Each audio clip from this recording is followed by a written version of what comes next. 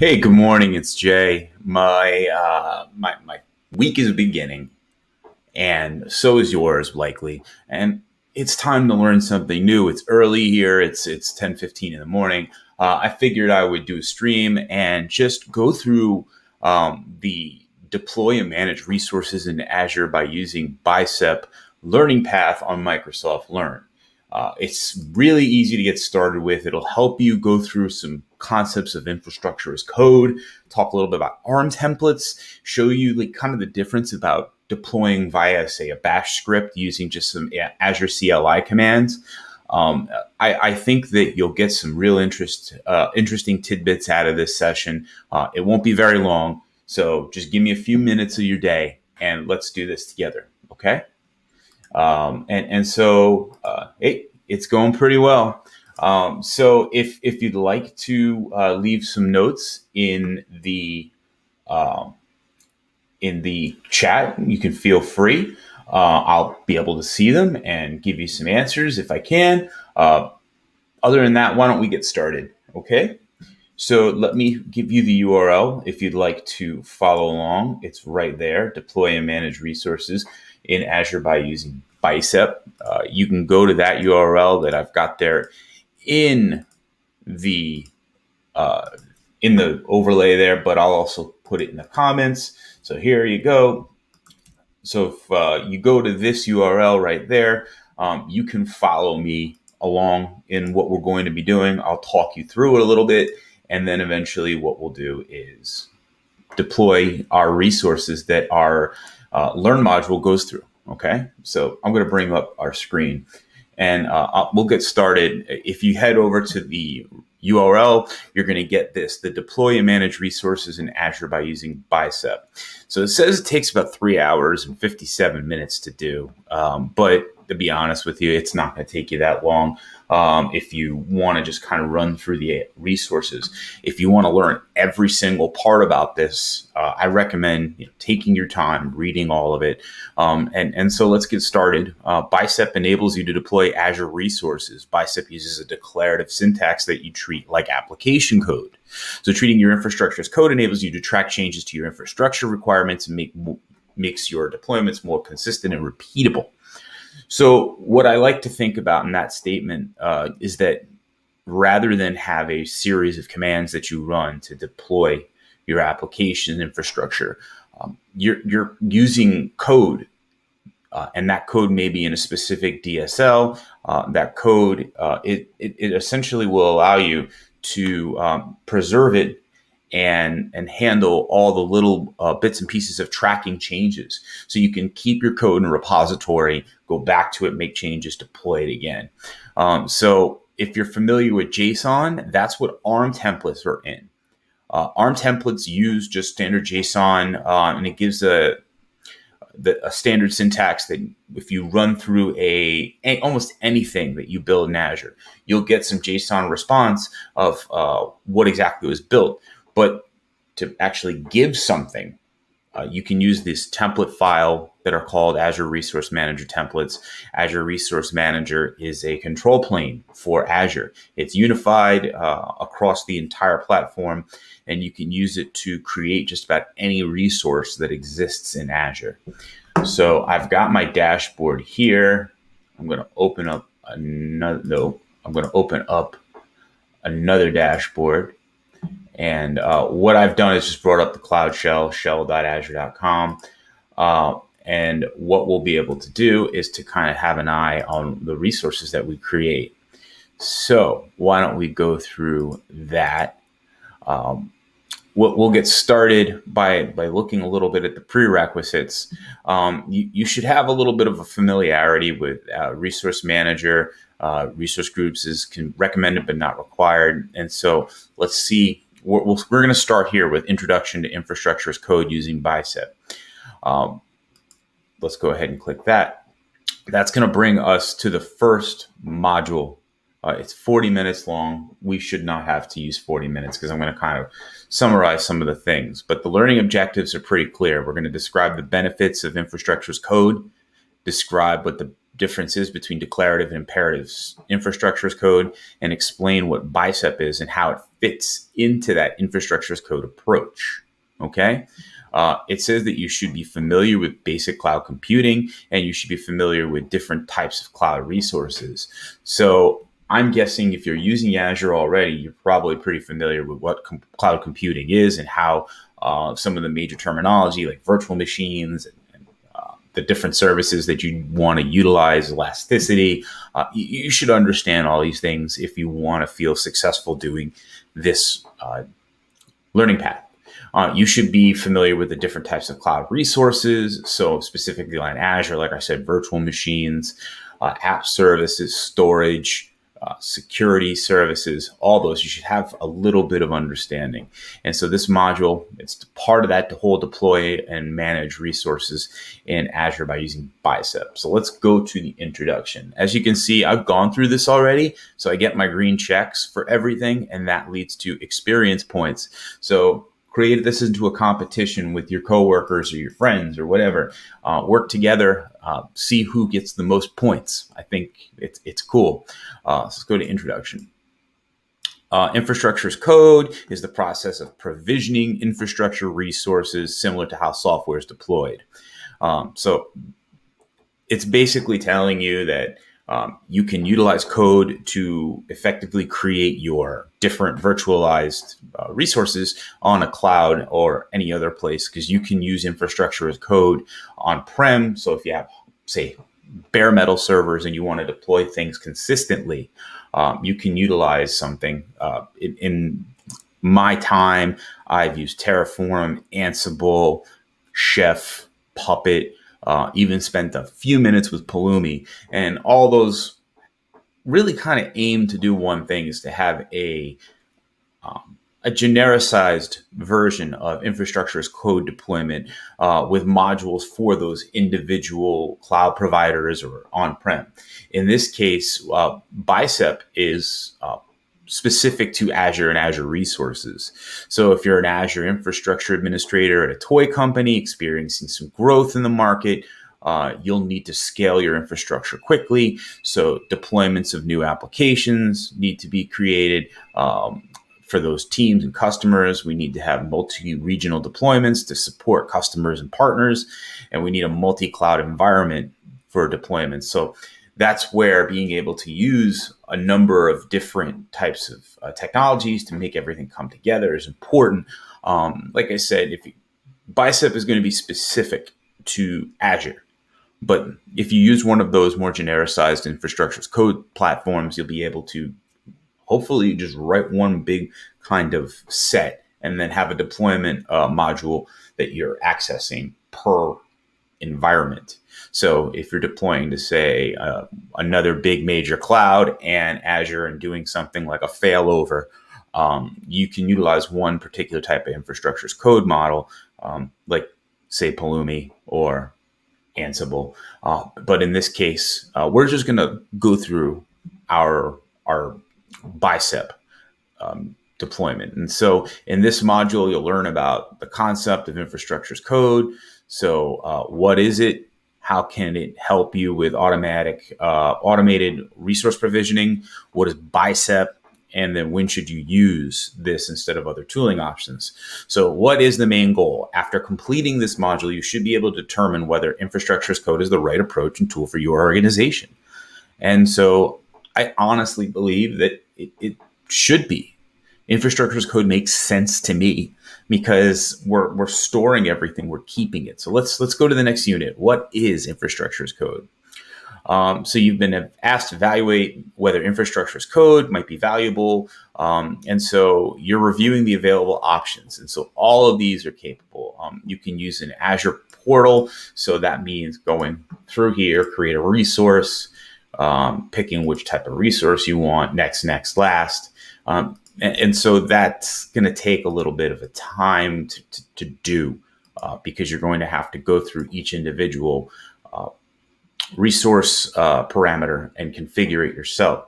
Now, let's say what we want to do is use the Azure CLI. So we could create our resources using something like AZ, like group create, then create the group. Then we can use ACVM and then give one of the subcommands. So we can do this, and it's all kind of the same. And the same goes for PowerShell. If you're using PowerShell locally, and you have the Azure module configured, or you can use the PowerShell deployment in the Cloud Shell that's already set up for you in your Azure account. You can do almost any single thing that you could do with the Azure CLI. And then there's ARM templates, and specifically there's the standard JSON, and then there's the Bicep method. So let's quickly take a look at this Azure, Playground. Bicep Playground. So let's go to the Bicep Playground. I love this website, and I think one of the big reasons why it works for me so well. Let's see, might be just a little slow.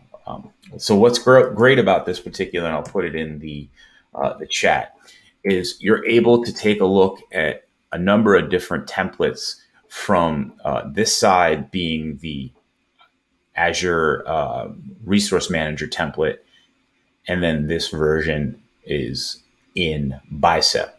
So in the Bicep version, we have 195 lines.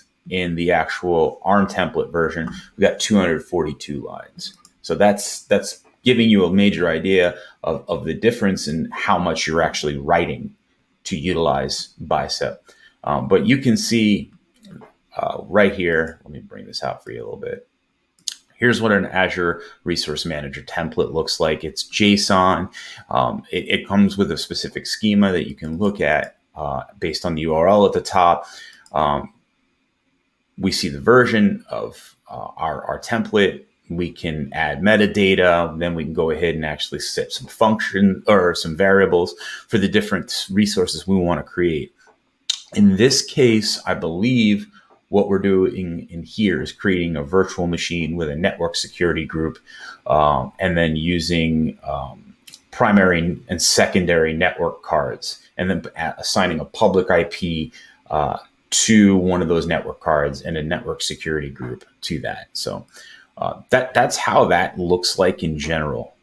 And so if you're looking for a repeatable option, these templates tend to be a little bit more, whether you're using ARM or using Bicep, they're repeatable. You can add them as part of your deployment pipeline. You can have something like GitHub Actions kick off a new job when you make some changes, create a brand new version of your environment. That includes all the resources that you'll need. So defining infrastructure as code. Your company designs new toys. The company's design team creates instruction manuals.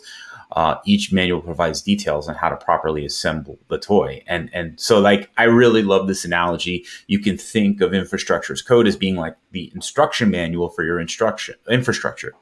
And so rather than doing all the parts manually and spending time putting everything together, we can use a template. And so what I just talked about, like your CICD pipeline, here's an example in this image. I think it's really good. Let me make that bigger for you.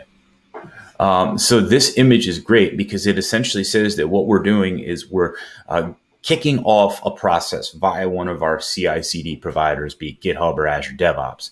They're reading the template, and that template is essentially telling them, I want you to create these services. So rather than someone going through the process manually after you say commit a new branch, have a PR merged into your main application code, you can have it so that GitHub Actions will see that change and then kick off a template run. And so you'll have your infrastructure created for you. So one option is to detail each step of the build process. Another is to show an exploded view of the pieces and the parts needed to assemble the toy. Later in the unit, we're going to learn about differences between imperative and declarative and how they relate to your company's instruction manuals. So why use infrastructure as code? Increase confidence in your deployments. So you already know what's being done because you've codified it. And so you have a little bit more confidence in what you're building. Manage multiple environments. So if you want to have a development environment, a test environment, and then a prod environment. You could essentially build each individual environment. You can create them in separate resource groups with some metadata that says the difference between the two, so that you can actually do deployments based on which environment you want to use. And that in process will help you, I don't know, just reduce the amount of manual overhead you'd have to do with 3 different environments. You can just essentially keep one code base of your resources and say your Git repo, and then make some flags for each individual environment that you might be deploying to. So we can increase confidence, integration with your current processes, consistency, automated scanning. So we can use tooling to look for problems with linting, things like that. Manage multiple environments. And that, like I said, we can provision new environments on the fly. We can create non-production environments. We can have a DR environment. Hey, Kevin, thanks for joining me. And then let's see. I need to push my data factory from dev to prod using an ARM template. Looking forward to using Bicep. I'm looking forward to you using it too. I really am. I like that you are all taking part. And if you got anything more to say, feel free. So DR, another real good reason to have a version of your environment created, being able to spin up stuff quickly, and then to better understand your cloud resources, an audit trail. So changes to your infrastructure as code or version control. We keep everything in a Git repository. We can go back to that Git repository if we need to. Documentation. So leave comments within the actual ARM template, or I should say Bicep template or ARM template, whatever your infrastructure as code methodology is. Unified system. Many times when a developer is working on a new feature, they must make changes to the application code and infra code by utilizing a common system. So one, say, Git source of truth, you can keep everything then there and understand that relationship. And then a better understanding of your cloud infrastructure, because it's all written out for you. And I think that that's really useful. So let's head over to imperative and declarative code. Let's talk about what the difference is. With imperative code, you execute a sequence of commands in a specific order to reach an end configuration. And this process defines what code should accomplish, and it defines how to accomplish the task. An imperative approach is like a step-by-step instruction manual. So we give an example here of an imperative code, which is basically like a bash command. So I can just copy it here. So I need to create a resource group. And so that's the first thing it does. And we could literally just copy and paste. And that's essentially what's going to be done. Imperatively, it's going to say, all right, this is step 1. Let's do step 1. And then here, if we do this and we create, we're not going to do it right now, this would have been basically be step 2 in that bash script. So imperative means we're just going to be running it one at a time. And so like it says here, the first command creates a resource group. And then the second creates an account for storage called my storage account in the storage resource group. So it's the best way to put it is doing something like this imperatively using a bash shell. It's fast, easy, it's quick, it's dirty. It's not going to always have the most up-to-date commands that are available, which is something that we need to concern ourselves with. Because if like something changes, one of these AZCLI methods are somehow or another different, that can automatically just break your code, and you're going to need to do something a little bit different. So declarative code is an approach accomplished by using templates, and many types of templates are available. Like we talked about before, JSON, just the standard JSON template, a Bicep template. And Bicep is its own DSL, domain-specific language. Ansible, right? Red Hat, that's using, I believe, just JSON. Is there a module for best practices for creating IAC? How should the resource be broken out? You know, that's a good question. I think when you're creating something, I think it's best to kind of utilize and link templates together. so that you can have a process that will go ahead and create multiple resources and kind of use one another's dependencies. So I definitely recommend looking at how things are linked in Bicep and how you can link together those templates a little bit further down the line. The module that we're working on, it's going to focus on a Bicep template. And so this is an example template right here. So this resource, what I love that you can do, if you're creating this on your own, I'll bring up VS Code for a second. If you bring this up on your own in a VS Code file, let's do a new file and let's give it a name, because I have the Bicep VS Code plugin configured. So let's go here. I have to save the file. Okay, let me go to, okay. So let's just do a little something here. Save it, and what we're going to be calling it, there we go, desktop. We're just going to call this demo.bicep. And so demo.bicep, you'll see that Bicep is recognized now as the template file. And so that means that you can get use of some of the IntelliSense auto completion. So it's launching the Bicep service. Let's give that a second.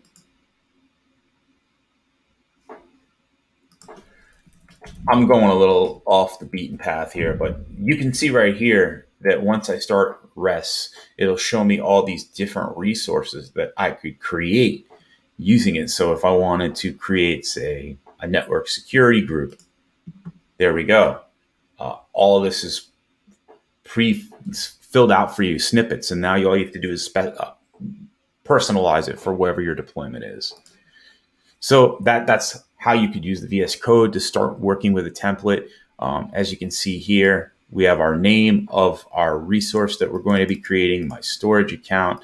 The location is going to be East US. The SKU, this type of storage is going to be standard LRS. The kind is V2. Properties, now we can add specific properties that if we want our access to your hot, if we want it to be HTTPS only, true.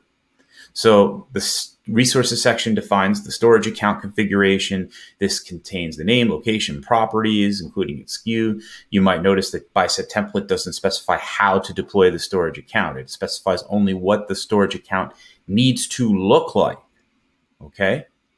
So the actual steps that are executed behind the scenes to create the storage account or to update it to match specification are left for Azure to decide. So we just give instruction, and Azure then goes and says, well, I need this storage V2. It has to be hot. It has to be named this. I'm going to go ahead and do that because that's what was asked of me. So what is ARM? Let's continue. You've spent some time learning the benefits of infrastructure as code. What exactly is ARM? Azure Resource Manager is the service that's used to deploy and manage resources in Azure. So what we can do is utilize this for as our control plane. So if you think about Kubernetes as a control plane for containers, Azure Resource Manager is a control plane for Azure. So you can use it to update, create, delete your resources, modify them, whatever it is you need to do. There are all these different tools. Like I said, the portal, Bash, using Azure CLI. There's also different types of SDKs. So you could actually use a particular language that you may be more familiar with to do this. So if you wanted to build your resources and use Java, you could do that. So the terminology, there are resources and resource groups. Resource is a manageable item that's available on the Azure platform. So like a virtual network, VM, storage account, web app, databases, type of resources. A resource group is a logical container that holds your related resources for an Azure solution. And my favorite analogy about a resource group is it's like an egg carton. What you can do is you can take your egg carton You can have multiple egg cartons. You can put eggs in one of them. You can take them out. If you want to, you can move one egg from one carton to another. And let's say the entire batch of eggs is bad, or maybe you accidentally crack them. You could take that egg carton, throw it away, and be done with it. And so that you can just then get another egg carton and start putting in your resources. They're just places to put your resources. There is the subscription. That's where your billing is being drawn down from. There's your management group, a logical container that you use to manage more than one subscription. You can define a hierarchy of management groups, subscriptions, resource groups, and resources to effectively manage access policies and compliance through inheritance. And then a template, an ARM template, is a file that defines your resources to a resource group, a subscription, a management. So you can specify what your subscription is, which management group, all that within these templates. And there are two types of ARM templates now. There's JSON and there's Bicep. It used to be just JSON. Now we've allowed Bicep to be another methodology. So the benefits: you can deploy, manage, and monitor the resources in a solution as a group instead of individually. You can redeploy your solution throughout the development lifecycle and have the confidence that your resources deployed in a consistent state. And you can manage your infrastructure through declarative templates instead of using scripts or that imperative way of doing things. And you can specify resource dependencies to ensure that resources are deployed in the correct order. So just want to remind you all, if you want to go ahead and do this particular module and start the learning path, you can go to this URL right here underneath the screen. Deploy and manage resources in Azure by using Bicep. Go there, cda.ms 2by, and you can gain access to doing this.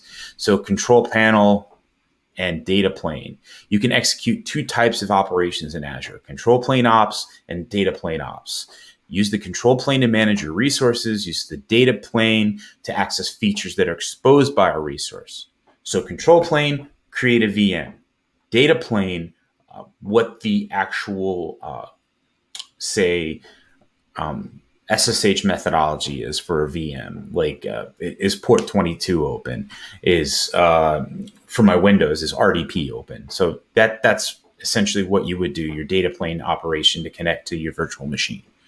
So here is kind of a look at the control plane from a big, broad standpoint. And so all these things essentially utilize SDKs, software development kits, that are for a specific language. And in this case, Azure PowerShell, it's PowerShell. The Azure portal kind of skips that code method. And so there are also REST clients. So all constrained operations are sent to the resource manager URL. For example, the create operation for virtual machines is just a control plane operation, and here's URL requests. So if you're using Postman or something, or curl, you could utilize this. And you can basically do a put command via HTTP if you want to create resources. The data plane, requests are sent to a specific endpoint, your Azure subscription, to detect the language, operation, and cognitive services, a data plane operation, because the request URL is. And so see here, if we're accessing the data plane, it's giving specifics to that language API. So let's move forward a little, because I want to keep this pretty quick. We got about less than 15 minutes to finish up. What are ARM templates? ARM templates are files that define the infrastructure and configuration of your deployment. When you write an ARM template, you take a declarative approach to your resource provisioning. Why use them? We talked about it before: repeatable results. They're idempotent, which means you can repeatedly deploy the same things over and over, and it should always get you that same result. Okay.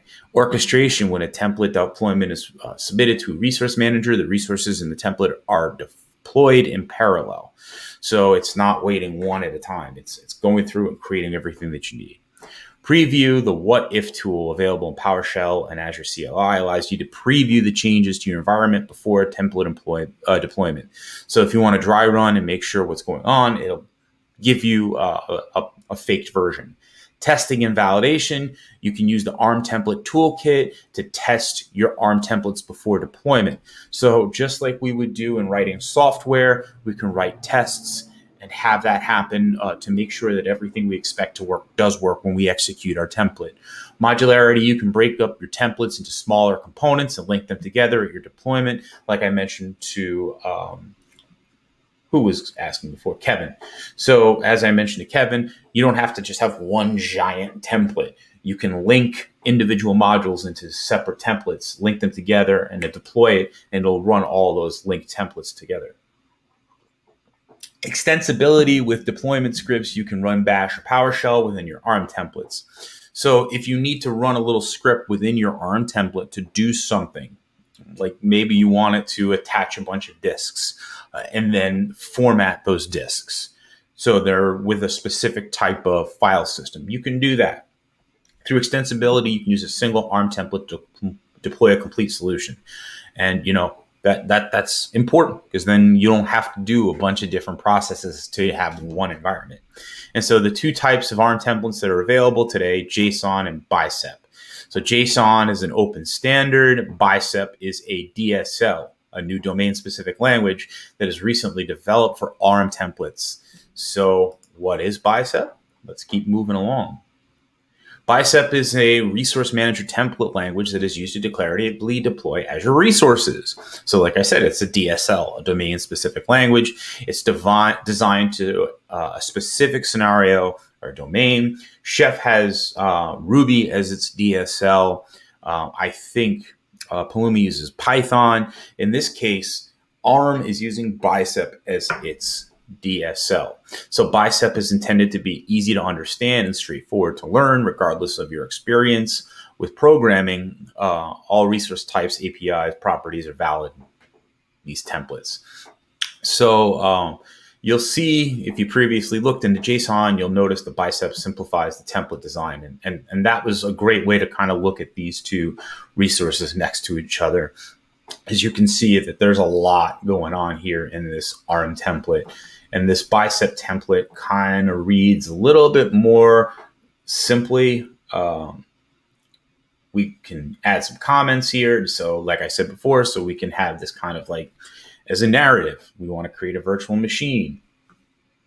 We want to create a security group. We want to create a network security group. We want to create a virtual network. So the benefits of Bicep, we'll go through these quickly. Simpler syntax.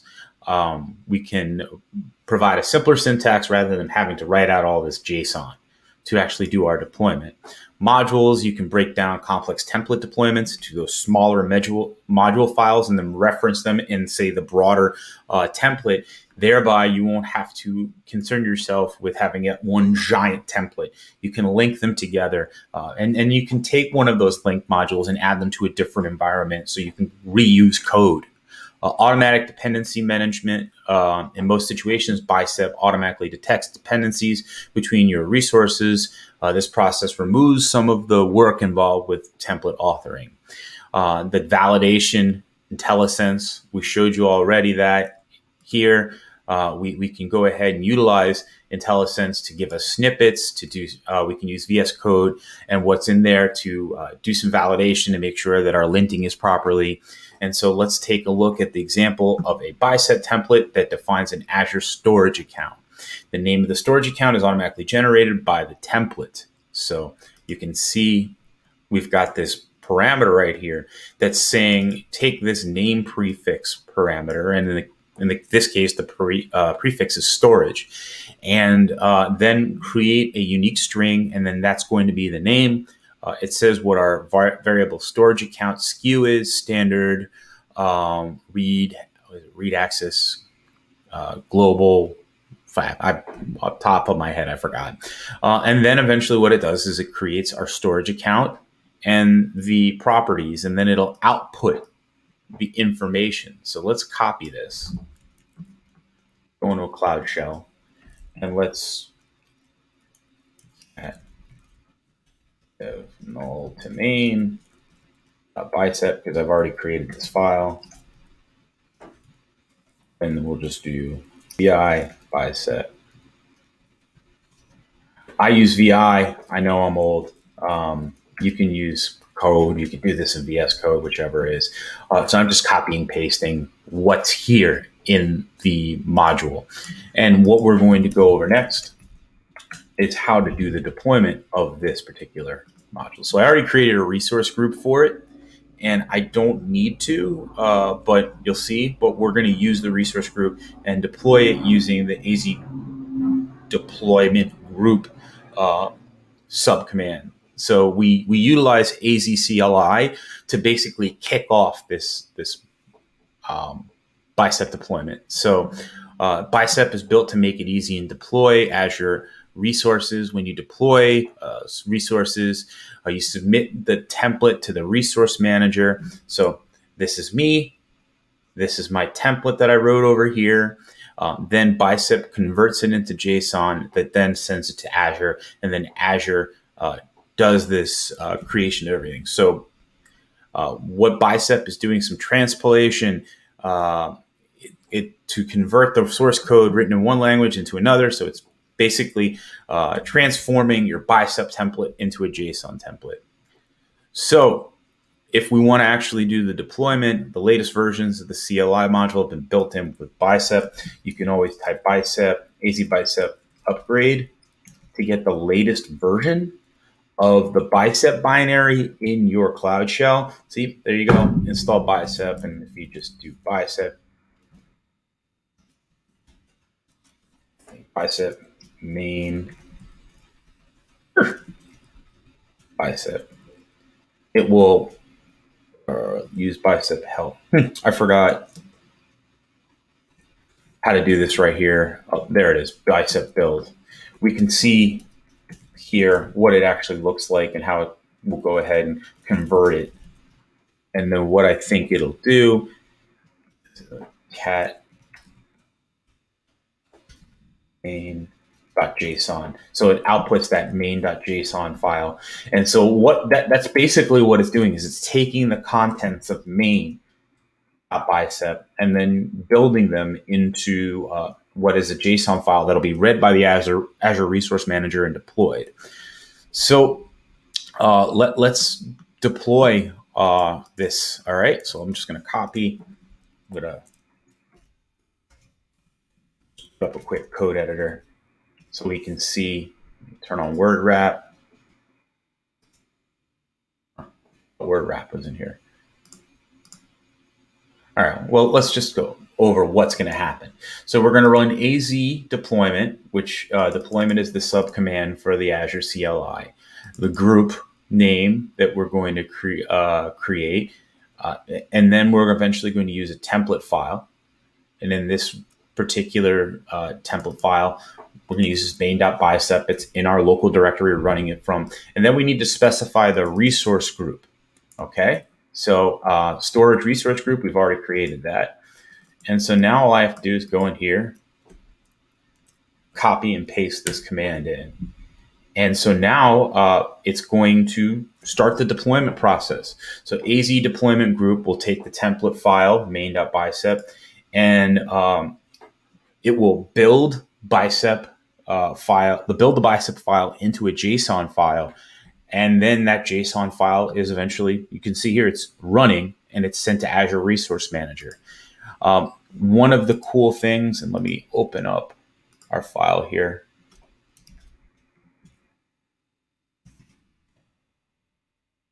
So you can see all this output information that we got.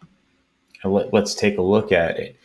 So everything when we build via ARM in the Cloud CLI, we get some sort of output in JSON format of what was built, where it was built, how it was built, and what are the resources available. So here are all the resources available, resource group, storage group, tags. We didn't add any specific tags to this.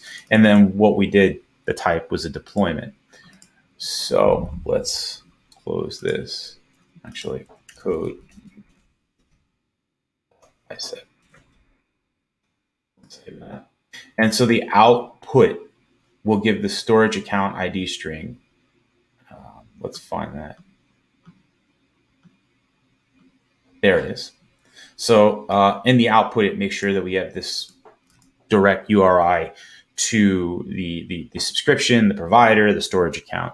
And so let's go into the actual portal and let's take a look at it. So we'll go to resource groups, storage resource group like we created. And there is our storage that we generated. All right. And if you take a look and you go over to deployments in the resource group, you'll see that our main deployment was done right here. If we go one step into it, we'll go to our storage account.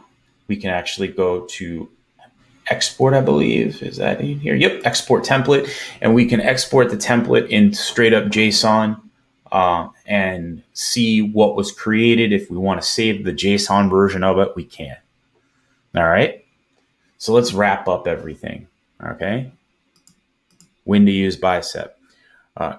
You found that many tool sets are available for infrastructure as code. Is Bicep the right tool for you? I think that it's pretty easy to learn. Easy is relative. It's definitely a little bit more readable than, say, JSON.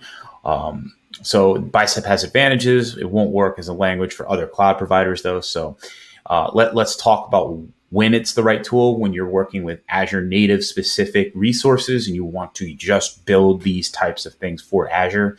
The Azure integration, ARM templates, both JSON and Bicep are fully integrated with the Azure platform. Azure support.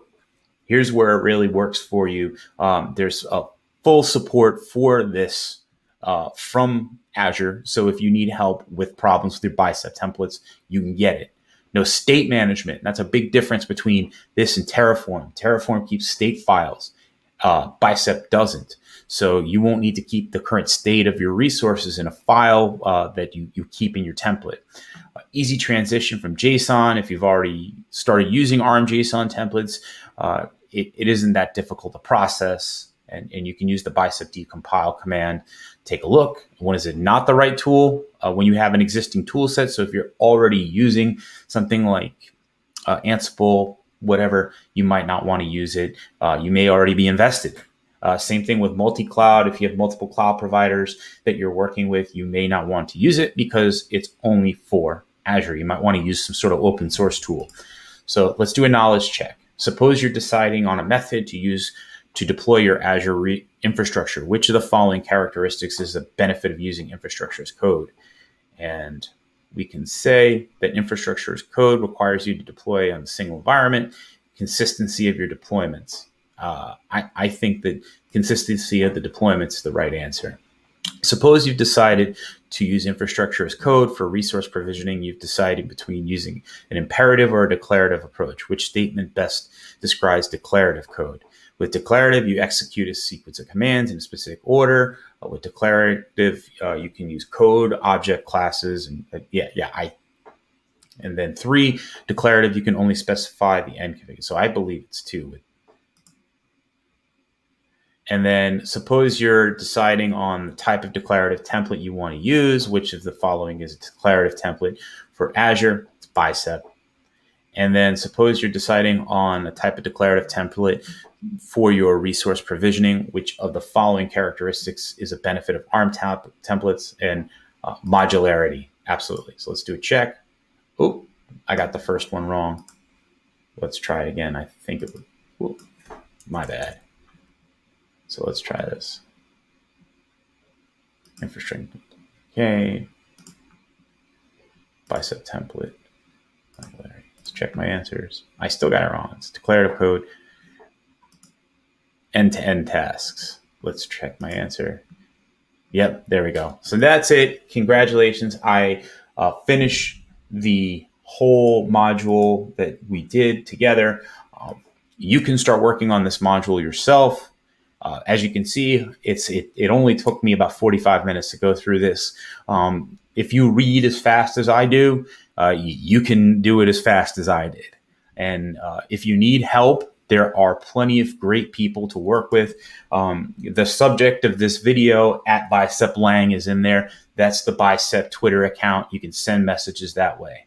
Anyway, I got to go to a meeting. It was great talking with you all today, and I'll see you next time. We'll go through maybe another module together. All right? Bye-bye.